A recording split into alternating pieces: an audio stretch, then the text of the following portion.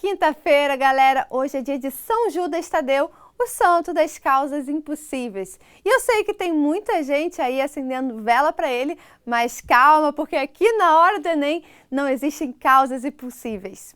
Aqui é concentração total em torno do nosso objetivo, a vaga na universidade. E eu sei que com muita disciplina e determinação, tudo é possível. Bora estudar e acreditar, hein, gente? Veja então os destaques dessa quinta-feira.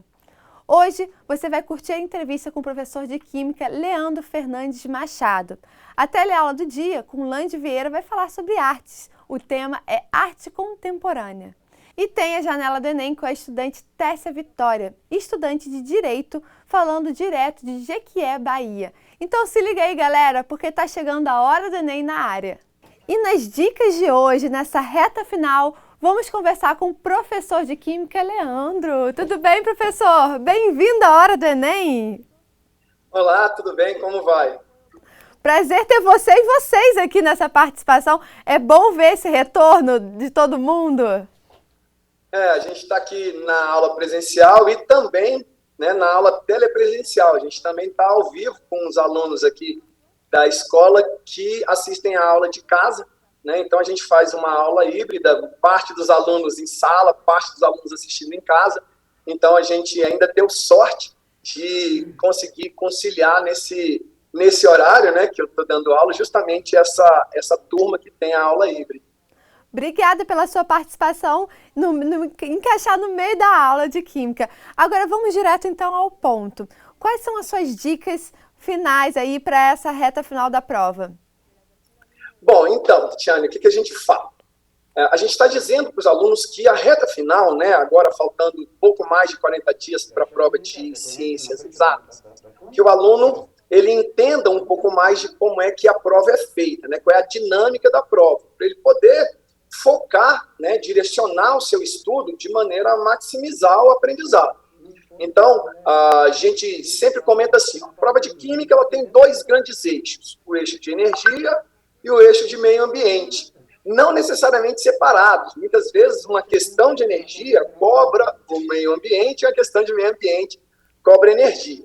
E a gente sempre fala para eles assim, a prova do Enem é uma prova de assuntos do dia a dia que cobram a teoria que a gente discute aqui em sala. Então, qual é o tipo de cálculo de energia, quanto de energia aquele combustível gera, qual é o tipo de substância que aquela fonte energética promove para saber o impacto ambiental, classificar aquela substância como um óxido, como um ácido, quais as características que aquela substância tem. A gente comenta muito sobre como usar a sala de aula dentro das questões do Enem. Então, a ideia é que ele comece agora, nessa reta final, a fazer uma distinção do tipo de erro que ele comete nas questões, justamente para ele poder aproveitar isso. Como assim? Quando ele está estudando lá no material dele, seja fazendo prova, seja usando o caderno didático, que ele classifique o erro, se é um erro de execução, se ele errou o erro, se ele errou a questão, porque, por exemplo, ele substituiu um valor equivocado na fórmula, isso é um erro de execução, isso é facilmente corrigível se ele faz uma revisão rápida do assunto. Então, a gente pede, aumente agora a quantidade de horas para fazer revisão dos assuntos que você já aprendeu. Mas tem também aquele tipo de erro, que é quando o aluno erra a questão porque ele não sabe o conteúdo. Então, esse tipo de assunto ele precisa estudar novamente. Então, ele tem que dividir o horário dele ali entre revisões e aprender um assunto para poder conseguir resolver questões da prova. Então, focar nessa divisão e usar também, principalmente, as informações que a gente tem disponível em termos de recorrência, de relevância das questões, quais são as matérias que mais caem. Então, várias fontes divulgam, quais são as matérias mais recorrentes de química no Enem, a parte físico-química, equilíbrio químico, lembrar um pouco da hidrólise salina, que é o papel do carbonato, talvez a matéria mais cobrada de todos os tempos, lembrar um pouco de química orgânica, de separação de mistura, aprender ou desenvolver métodos para resolver cálculo estequiométrico em uma linha só, para ganhar tempo na prova. Então, essa que é a ideia, né? Focar e conseguir um método específico para esses últimos 40 dias de preparação. Agora, professor, alguma dica em relação à parte mental e emocional dos alunos? Agora é tentar controlar a ansiedade, né? Não adianta se cobrar, eu estudei pouco. Não faz muito sentido isso agora. Eu sempre uso um exemplo para os meus alunos aqui.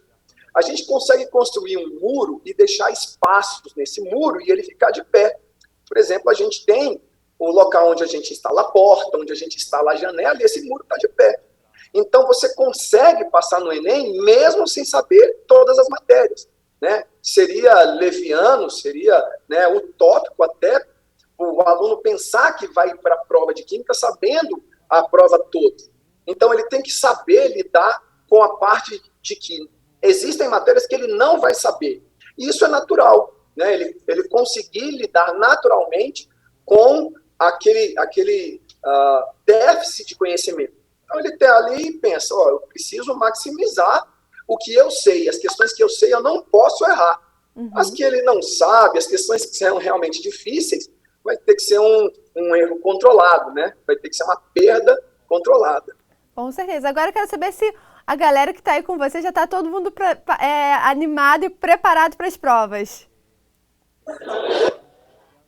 O pessoal aqui, todo mundo pronto e animado.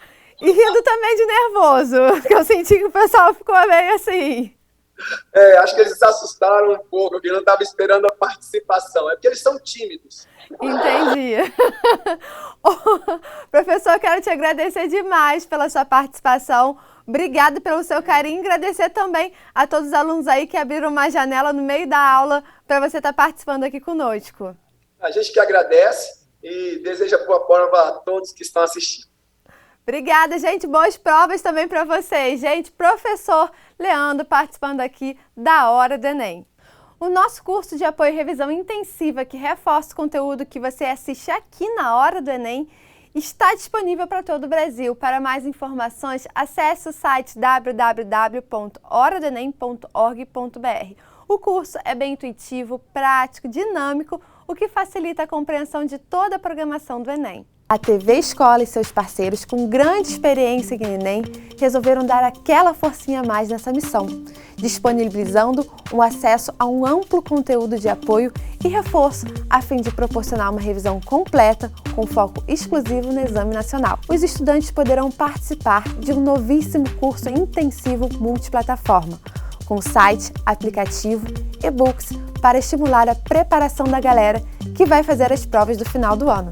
Videoaulas específicas com professores especialistas e uma programação completa, incluindo resumos, exercícios, testes online. Essa é a sua hora, a Hora do Enem. E para entrar agora mesmo no ritmo das aulas, nosso querido Lande Vieira vem aí apresentando a teleaula do dia. Hoje sobre artes, com arte contemporânea. Lembrando que essa aula foi gravada antes da pandemia. É com você, Lande!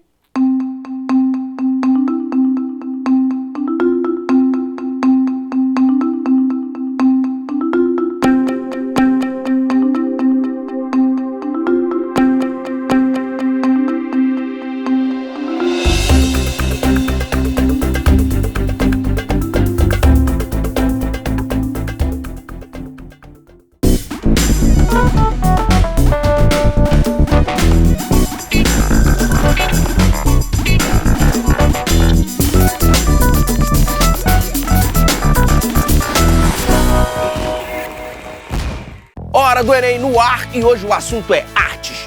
O nosso convidado é crítico e curador. Ele explica melhor essas duas funções. Também faz parte do comitê do Prêmio Pipa e sabe tudo sobre arte contemporânea. Felipe Escovino, no próximo bloco, ó. Mas não sai daí, que o foco agora é no Enem. Então chega mais, professor Gustavo Gavião. E aí? Bom ter você aqui de novo, professor. Vamos estar aqui de novo. Professor, algumas pessoas têm dificuldade em entender a arte contemporânea porque acham tudo muito novo e complexo. Mas a gente não pode esquecer que essa arte está completamente ligada ao contexto histórico, tô certo? Sim, sim. O primeiro ponto é a palavra entender. O senso comum pensa na arte sempre no entendimento como se pudesse transformar aquela obra em um texto escrito. Então, explicar a obra. A arte contemporânea já está num contexto que o entender não é mais por aí. Saquei. Não é pela racionalidade que você chega em algumas obras da arte contemporânea. Isso já vem acontecendo lá na arte moderna. Lá atrás, na arte moderna, virada do século XIX para o XX, alguns movimentos modernistas já estavam trocando. Ao romper com o padrão tradicional de representação da imagem, em que a imagem está ali praticamente explicando o que está acontecendo, a arte moderna já rompe com isso. Quando o Kandinsky, por exemplo, começa a apresentar a arte abstrata, lá na década de 10, ele quer que aquela pintura seja vista como você escuta uma música instrumental.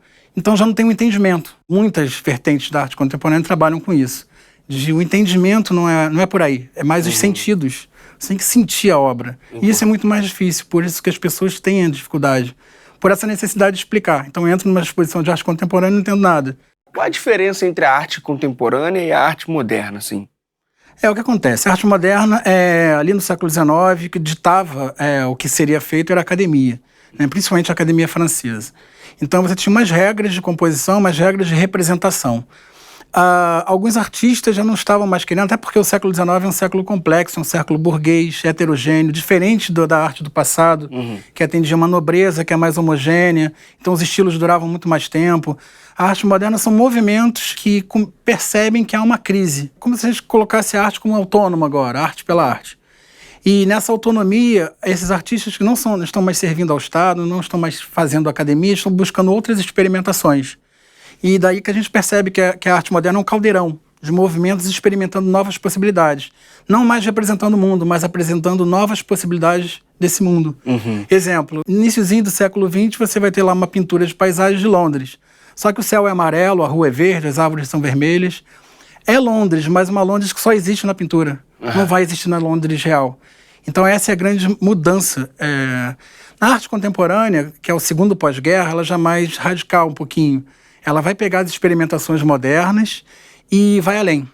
E lembrando também que na arte contemporânea o artista vai começar a inventar suas técnicas, né? Vai buscar novos suportes. Se você pegar a arte do passado até a arte moderna, com algumas exceções lá na moderna, a pintura ainda era pintura, a escultura ainda era escultura. Com a arte contemporânea, esses limites vão se quebrando. Vai entrar o vídeo, vai entrar mistura de tudo, os híbridos. Não existe sem o espectador, né? Então, assim, meio que o espectador faz parte, é coautor. Tem essa mudança de posicionamento do espectador, não é mais aquele passivo, contemplativo. Sim. Se o espectador não entrar, por isso que o sentir é importante, não explicar. Porque ele, se for explicar antes de participar daquilo, ele nem entra, né? Ele vai se sentir meio incomodado. Então, bora uma questão? Vamos? Partiu!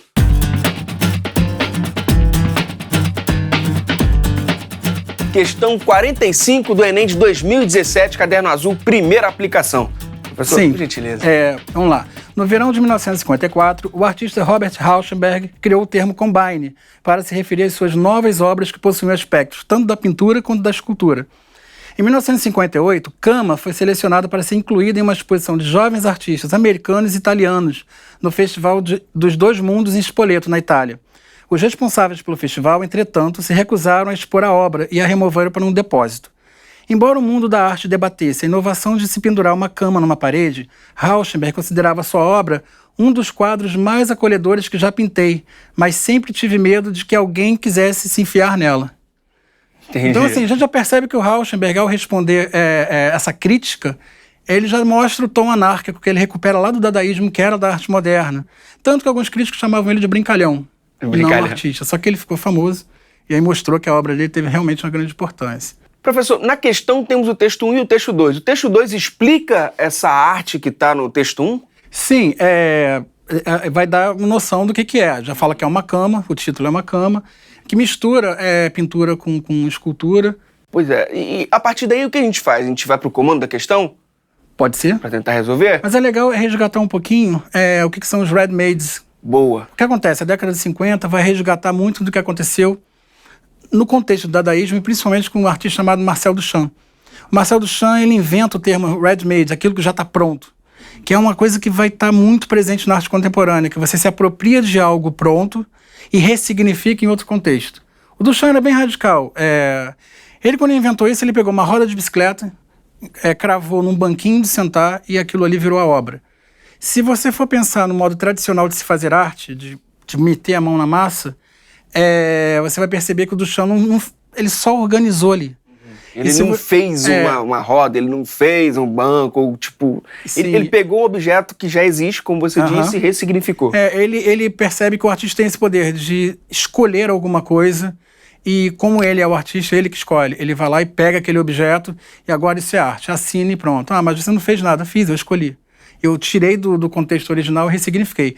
Claro que na primeira metade do século XX isso foi um escândalo. Eu acho que a obra mais polêmica dele é o Mictório, que ele chamou de a fonte. Você pega um instrumento, um aparelho de banheiro masculino e coloca a fonte como título. E aí tem uma outra questão que a arte contemporânea vai resgatar do Duchamp. Essa coisa da semântica dos objetos. Cada objeto tem um significado a partir da sua função. Então, quando ele coloca a fonte no urinol, ele está brincando com o próprio sentido do que é o urinol. Né? Claro que ele fez aquilo para provocar, mas acabou virando marco. Na década de 50, Rauschenberg vai ser um que vai resgatar Duchamp, de pegar esses elementos do cotidiano, principalmente o cotidiano que a sociedade do consumo jogou fora, ele pega muita coisa do lixo, e ele vai organizando no trabalho, né, que ele vai chamar de combine, que está escrito ali no texto. Combine vai ser um híbrido entre pintura e escultura. Ele vai pintar, mas vai ter elementos escultóricos. Aqui não dá para ver direito, mas essa cama é uma colcha com um travesseiro em cima que ele pintou. Pois é, professor, essa imagem do texto 1, ela complica, dificulta um pouco? É bom que o aluno que vai fazer o Enem, principalmente nas questões de arte, não é só arte que usa imagem, mas principalmente artes visuais, que dependem da imagem, já vá com conhecimento prévio, pelo menos, dos principais movimentos da arte contemporânea. A arte contemporânea é que mais cai no Enem. Né? Pega a moderna, vê os movimentos, se der, pega alguns nomes emblemáticos, como aqui foi o Rauschenberg. Mas se não fosse ele, já daria para perceber que está trabalhando com ready-made. Então, com esses objetos prontos, ressignificados num outro contexto.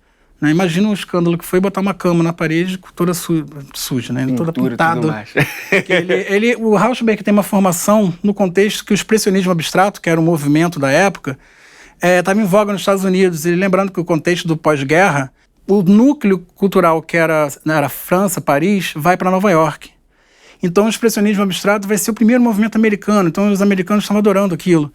Então, era praticamente uma regra ser expressionista. O Rauschenberg vai ao contrário. Ele vai contra a maré. Mas ele brinca com essa ideia de ser expressionista abstrato quando ele joga a tinta nos objetos dele. Agora, vem cá, professor, nessa questão. O que o Enem pede? O que a gente precisa descobrir? Bora dar uma olhadinha? Vamos lá. Vamos lá. A obra de Rauschenberg chocou o público na época em que foi feita e recebeu forte influência de um movimento artístico que se caracterizava pela... Eu vou falar primeiro as erradas para deixar a certa por último. Bom, letra A. Dissolução das tonalidades e dos contornos, revelando uma produção rápida. Não tem a ver com a obra, porque quando a gente fala de contorno, a gente está falando muito mais de desenho. Ele não está desenhando, é uma cama com tinta jogada. A letra C. Repetição exaustiva de elementos visuais, levando à simplificação máxima da composição. Não tem repetição aí. Né? A gente percebe que a parte de cima é toda confusa e a parte de baixo é a continuidade da colcha. Incorporação das transformações tecnológicas valorizando o dinamismo da vida moderna. Uma cama na parede com tinta não tem nada de tecnológico, então elimina, não tem nada a ver. Geometrização das formas, diluindo os detalhes sem se preocupar com a fidelidade ao real. Pelo contrário, é uma cama. Por isso que chocou tanto. É totalmente fiel ao real. Então sobra a letra B, exploração insólita de elementos do cotidiano, a própria cama, dialogando com os ready-mades. Ele se apropria de algo pronto e usa como ele ressignifica no outro contexto. Eu percebi que realmente tinha que ter um conhecimento prévio, né? Não adianta chegar não dá para perceber. Que ia olhar a imagem, ia interpretar, ia entender, sentir, ler o texto e chegar à resposta. Precisava saber o que são ready-mades. Geralmente as imagens são muito pequenininhas, então se não souber o que é um ready-made, não souber alguma coisa desse contexto, fica mais difícil de tentar enxergar alguma coisa ali. Show de bola. Então, reforçando o gabarito, letra B? Letra B. Exploração insólita de elementos do cotidiano.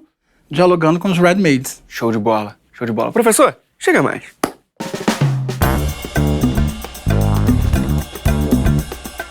Professor, qual o conselho para quem quer se aprofundar mais nesse assunto? Olha, tem um documentário muito bom, muito fácil de achar, que é Quem Tem Medo da Arte Contemporânea, do Fernando Cocchiarelli. Tem um livro que, para estudar, é muito bom, porque tem todos os movimentos ali explicados de uma maneira bem simples, com muita imagem, livro grande, que é da Amy Dempsey, inclusive a autora que escreveu aquele texto do enunciado. Bacana. Então retiraram dali. Engraçado que eu não tinha percebido que era ela, falei, já li esse texto em algum lugar. E também tem uma coisa que aconteceu no ano passado, em 2017, fez 100 anos do Mictório, do urinol do Marcel Duchamp, da Fonte. Sim. E São Paulo fez uma mega exposição com artistas brasileiros. São quase 50 artistas que usam o Ready-Made em seus trabalhos, da década de 60 até os mais atuais. Então vale a pena pesquisar que exposição foi essa, quais são os nomes brasileiros que estão ali. Então já tem uma aposta aí, né? Isso. Então, assim, nós também utilizamos essa movimentação que estava acontecendo nos Estados Unidos com o Rauschenberg, que chegou aqui também. Show de bola. Professor, muitíssimo obrigado mesmo por toda a ajuda, viu? Obrigado. Valeu. Exposição de arte. Quem não gosta? Agora, já parou para pensar no trabalho que dá para organizar? O nosso convidado tem muita experiência na área, incluindo uma exposição sobre Lygia Clark. Além de curador, ele também é crítico e professor da Escola de Belas Artes da UFRJ e vai ajudar a gente a mapear as tendências pro Enem. Felipe Scovino, por gentileza. Olá, Lândio, tudo bom? Prazer. Prazer todo nosso, professor. Seja bem-vindo. Muito obrigado. Bom, explica rapidamente pra galera quem é Lygia Clark. Bem, Lygia Clark foi uma importante artista brasileira, né? Ela nasce em 1920 e começa a trabalhar por volta dos anos 50 até o ano de falecimento dela, que é 88. E a Lygia se tornou rapidamente uma das mais importantes referências na arte brasileira, especialmente no que a história da arte denominou como arte participativa, né? Ela criou uma série de esculturas chamada Bichos, em 1960, que eram esculturas feitas em aço e que havia nelas uma dobradiça. Então, portanto, as pessoas podiam manipular essas esculturas no momento em que a escultura ela era apenas quase um monolito, né? As pessoas só podiam olhar e não podiam manipulá-las. E a Lygia criou essa oportunidade, criou essa série e ela ficou muito reconhecida por isso, né, mundialmente. Bom, e a participação do público com a obra faz parte da arte contemporânea. Essa é uma outra característica forte do trabalho da Lygia Clark e de um outro artista também contemporâneo à Lygia, que foi o Elliot Sica. Esses dois artistas se tornaram muito conhecidos, especialmente ali a partir dos anos 70, 80, e mais recentemente quando adquiriram um reconhecimento internacional. E a arte participativa vem num momento também importante, né, para se pensar a história do Brasil e a história do mundo. A gente está falando aí por volta dos anos 60 e 70. É um momento que começam a emergir o que foi conhecido como performance, as instalações, videoarte. É um momento, então, em que o povo, o público, né, melhor dizendo, toma parte dessas ações, e isso está diretamente relacionado ao momento das conquistas políticas, né? Em 2018 faz 50 anos de maio de 68, era um importante movimento que aconteceu em Paris, né, na França, os estudantes saindo às ruas, né, requisitando direitos sociais e políticos, e essas implicações acabaram tendo uma repercussão no Brasil também, né? Pensando, por exemplo, nos movimentos contra a ditadura, né, que eclodiram no país meados também dos anos 60. Bom, a gente está falando de Lygia Clark e Hélio Oiticica, e eles são do neoconcretismo, tô certo? Ah, certíssimo. Então, o neoconcretismo foi um importante movimento artístico que aconteceu no Brasil num breve momento, final dos anos 50, início dos anos 60, e reuniu uma série de artistas, tais como esses dois que você citou, mais Lígia Pape, Amilcar de Castro, foram artistas que reinventaram, digamos assim, modos tradicionais de se fazer arte, né? Então, a pintura, a escultura, a gravura e o desenho ganharam um outro modo de produção quando esses artistas se reuniram e criaram esse grupo chamado Neoconcreto, sobre a égide de um importante museu que tinha acabado de ser criado, ali com 8, 10 anos de criação, que foi o Museu de Arte Moderna do Rio de Janeiro. Oportunidade também dos artistas, de uma certa maneira, serem absorvidos e refletirem sobre o projeto moderno brasileiro, que envolvia arquitetura, artes visuais, história, né? Então foi uma célebre reunião de artistas que se tornaram muito importantes assim, ao longo da trajetória da arte brasileira. E tudo isso tem a ver com as vanguardas que a gente estuda no ensino médio? Sim, claro. Foi um momento também de se compreender uma outra instância da vanguarda que aconteceu no Brasil. Quer dizer, a gente tem um primeiro momento aí no século XX, se nós tivermos o século XX como estudo de caso, né, um movimento modernista, visualmente exemplificado na Semana de Arte Moderna, de 22, com a Tarsila, a Anitta, os poetas, né, Oswaldo de Andrade, Mário de Andrade, Menotti Del Pique, que foram artistas, pensadores, críticos, que estabeleceram outro modo também de se pensar pintura, de se pensar escultura, mas por um viés da deglutição, digamos assim, né, dos movimentos de vanguarda europeus. Então, eles deglutiam, via o Manifesto Antropofágico, né, do Oswald, deglutiam essas informações das correntes internacionais da arte e acabavam expelindo, digamos assim, uma leitura nacional, uma leitura local sobre essa produção. Professor, uma dúvida. Atualmente, com essa overdose de informação, overdose de arte que a gente vê, né, e a gente presencia, é possível pensar o surgimento de novas vanguardas? Claro, esse surgimento das novas vanguardas acontece de maneira constante, né? Por exemplo, nos anos 60 e 70, novas mídias foram incorporadas ao sistema de produção da arte.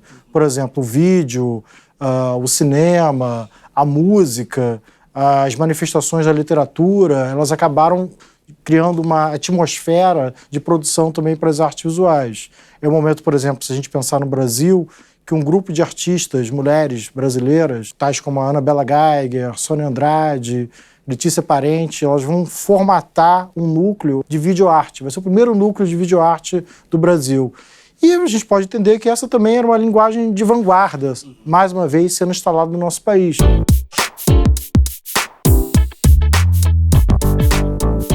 Agora conta pra gente, como é fazer a curadoria de uma exposição? Olha, trabalho, muito trabalho, muito suor, né? Então, tudo começa, primeiro, como qualquer ideia, né? Recortar um objeto, né? Quer dizer, eu quero fazer uma exposição, por exemplo, sobre a vanguarda da arte brasileira no século XX.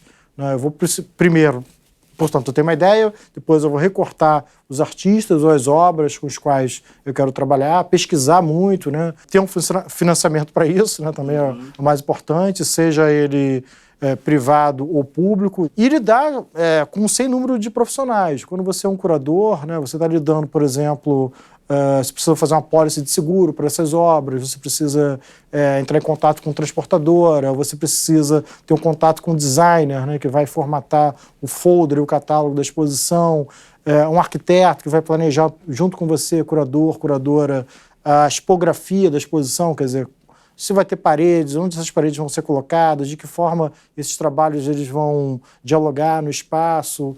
E, finalmente, ter um contato direto com os artistas, né, que é a parte mais interessante, pelo menos para mim. E vem cá, quanto tempo leva desde a idealização até a realização do projeto? Depende bastante. No Brasil, a gente tem uma pressa muito grande em fazer as coisas, né? Quer dizer, os museus eles não conseguem, de uma forma geral, planejar o ano, né, de realização das suas exposições. Então, às vezes acontece dos curadores serem convidados em janeiro e a exposição é realizada em novembro ou em dezembro do mesmo ano. O ideal é que você tenha um tempo considerável para maturar essa ideia, para você poder ir ao ateliê dos artistas, né? Claro, quando o artista é vivo, poder ir ao ateliê desse artista, conversar com ele, conhecer o trabalho, fazer uma pesquisa, né, mais dedicada àquela ação, àquele objeto, àquela ideia que você teve. Então, se a gente sair do Brasil e ir para os Estados Unidos, Europa e tal, tem museus que demandam aí 3 anos, né, para a realização de uma exposição. Mas vem cá, eu quero saber do sofrimento. Rola aquele sofrimento quando você tem que deixar alguma obra importante fora? Com certeza, fala bastante. De novo, pensando no Brasil, a área de artes visuais ainda é uma área muito carente, né? A arte, por enquanto, ainda não está dentro de um planejamento de governo, né? De um plano de governo. Arte, educação, cultura. Então, quando a gente planeja uma exposição pensando numa instituição pública, o orçamento sempre é muito limitado. Então, a gente precisa condicionar esse orçamento limitado a essa ideia inicial que nós tivemos. E essa ideia, portanto, ela vai sendo transformada, modificada. Sei lá, se eu pensar numa exposição que a princípio tinha 50 artistas e o museu ou a instituição cultural me passa um valor X, eu preciso adequar esse número de artistas e obras a esse orçamento X, que é um orçamento não tão amplo quanto eu imaginava que fosse. Então, esses cortes eles acontecem sucessivamente. O Elliott Sica tem uma frase, né, que se tornou assim, bastante usual no meio das artes visuais, que ele dizia o seguinte: da diversidade vivemos. Isso nos anos 70. Quer dizer, essa frase, esse conceito, continua valendo até hoje em dia. Agora, pensando na galera que vai fazer o Enem, qual a importância de uma formação em artes para um curador, para um artista ou para um crítico? Para a garotada que quer fazer o curso de História da Arte, claro, eu recomendo, né? Eu venho, enfim, do meio acadêmico. Esse estudante ele vai ter uma formação muito ampla, né? Além de disciplinas voltadas para o estudo da História da Arte, desde a pré-história até a contemporaneidade, ele vai ter acesso a disciplinas envolvendo estudos sobre psicanálise, sociologia, antropologia, economia, literatura, até mesmo ciências, né? Extremamente interdisciplinar, né? Acho que esse está sendo o parâmetro da universidade, né, o fio da meada da universidade para esse exercício, para essa formação do pesquisador, digamos, em artes visuais. Na sua opinião, professor, quais artistas da atualidade a galera que vai fazer o Enem tem que ficar atento? Land, desde Lygia Clark e Elliott Sica, que foram importantes artistas que pensaram essa transição do tempo moderno para o contemporâneo, até artistas que repensaram a ideia do vídeo e do cinema, tais como a Anabela Geiger, Ivens Machado, Letícia Parente, artistas brasileiros que repensaram a ideia da performance, como Márcia X, Leonilson, um importante artista cearense que viveu durante muito tempo em São Paulo e que vem sendo tema de exposições recentes, o Alair Gomes, um importante fotógrafo que em sua pesquisa ele lidou com a ideia do homoerotismo, né, no momento ali do final da ditadura no Brasil, então, portanto, um trabalho que criou um embate, né, com o campo social e cultural brasileiro, até artistas renomados, né, como Gordon Matta Clark, como Richard Serra. São tantos artistas renomados, fica difícil fazer uma seleção né, mais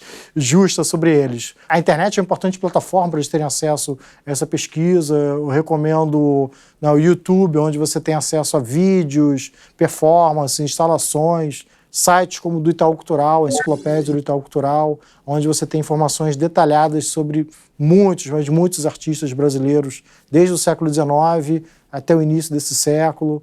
Agora, para fechar, professor, para quem quer saber mais sobre o seu trabalho e sobre a Escola de Belas Artes, onde busca? Informações sobre a Escola de Belas Artes, sobre o curso de História da Arte, estão disponíveis na página da universidade, né, www.ufrj.br. E, além disso, Land, uma vez por ano, a UFRJ abre suas portas para estudantes do ensino médio e do ensino fundamental conhecerem as instalações, poderem trocar com os professores. E no Janela do Enem de hoje, vamos conversar com a Tessia, direto de Jequié, na Bahia. Tudo bem, Tessia? Bem-vinda à Hora do Enem. Muito obrigada. Obrigada pela sua participação aqui. Agora eu queria que você contasse um pouquinho da sua história, porque eu sei que hoje você está fazendo Direito e teve ótimas notas aí no Enem. Isso mesmo. Eu estou fazendo Direito pela Universidade Pública, na UNEB, Universidade Estadual da Bahia. E minha rotina de estudo sempre foi muito intensa, né? Para passar, tanto no Enem quanto no vestibular. Porque eu tô falando assim, do cursinho em si, a gente estudava muito, tanto durante a manhã quanto durante a tarde. A gente tinha uma rotina muito intensa, né, de resolver questões, de estar sempre em foco, de renunciar a alguns momentos para estar estudando. E foi muito complicado, mas no final sempre dá tudo certo. E como foi passar numa vaga tão boa, né, pelo ProUni? Foi muito realizador, porque eu sempre sempre sonhei, idealizei desde pequena, passar em Direito, e quando eu consegui, foi um momento assim que eu fiquei em choque, nem estava acreditando. Nossa, eu consegui passar em chamada regular. Foi muito bom, foi uma sensação maravilhosa, uma sensação de que quando a gente dá duro, a gente estuda mesmo, luta, a gente consegue aquilo que a gente quer. Agora você costuma assistir a TV Escola? Sim, na verdade eu assisti 1, 2 vezes. Entendi. E eu queria, para finalizar, pedir para você deixar um recado para quem estiver nos assistindo. Gente, bom dia novamente. Eu venho recomendar, né, esse programa, esse canal, porque realmente ajuda bastante, tanto no conteúdo, como também em passar os alunos trajetórias de pessoas que conseguiram, o que nos faz entender e nos motivar para eu seguir, porque quando a gente vê que alguém conseguiu, a gente também consegue entender que a gente pode, que a gente vai conseguir passar na Universidade dos Sonhos, no curso dos sonhos e ser futuramente aquilo que a gente sempre idealizou quando criança. Muito bom, Tessa. Quero te agradecer demais pela participação aqui na Hora do Enem. Gente, essa é a Tessa, direto da Bahia, participando aqui do Janela do Enem. Tá chegando a hora do Enem terminar, mas se você perdeu algum conteúdo, acompanhe a nossa maratona, sempre aos sábados a partir de 1 da tarde e domingo começa às 6 da manhã. E tem ainda o nosso canal do YouTube, tá tudo lá. Se ligue também e participe do nosso curso intensivo multiplataforma. É fácil acesso, é só acessar o site que está aqui embaixo, eu tenho certeza que vai valer muito a pena nessa reta final. Participe também da Hora do Enem, dando sugestões, tirando dúvidas ou participando do Janela do Enem, é só entrar em contato através do nosso WhatsApp. Para a gente ficar ainda sempre mais juntinhos, não se esqueça de marcar a gente pelas redes sociais através da hashtag Hora do Enem, @TV Escola e @Tatiana D'Angelo. Espero que cada minuto desse nosso tempo juntinhos vale muito a pena para você e que você conquiste a sua tão sonhada vaga na universidade para realizar todos os seus sonhos no futuro muito próximo. A minha maior felicidade aqui é saber que eu estou de alguma forma ajudando e contribuindo vocês para você chegar mais perto do seu sonho. Mas por enquanto ainda temos algumas semanas aqui pela frente, valeu? Então vamos continuar juntinhos por aqui, fechado? Eu espero vocês amanhã com muito mais Hora do Enem aqui na TV Escola com conteúdo de primeira para chegarmos juntos firmes e fortes nas provas de novembro. Um beijo, até amanhã e olha, bons estudos. Tchau, tchau!